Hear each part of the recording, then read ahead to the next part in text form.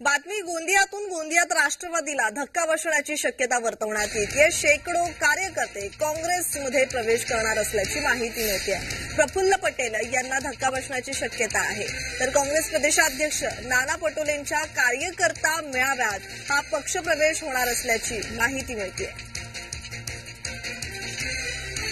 तर या संदर्भात आमचे प्रतिनिधी राकेश रामटेके हे फोनद्वारे जोडले गेलेले आहेत।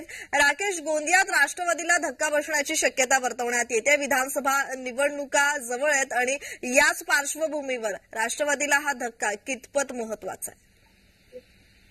निश्चितपणाने आज काँग्रेसचे प्रदेश अध्यक्ष नाना पटोले यांचा कार्यकर्ता मेळावा सळकर्जुनी या ठिकाणी आहे आणि याच ठिकाणी राष्ट्रवादीचे सामाजिक न्याय विभागाचे प्रदेश उपाध्यक्ष अजय लांजेवार यांच्यासह अनेक राष्ट्रवादीचे कार्यकर्ते हे काँग्रेसमध्ये प्रवेश करणार आहेत आणि त्यामुळे प्रफुल्ल पटेलांना मोरगाव-अर्जुनी या विधानसभा क्षेत्रामध्ये मोठा धक्का बसण्याची शक्यता आहे। प्रज्ञा जी धन्यवाद राकेश, तुम्ही दिलेल्या माहितीसाठी।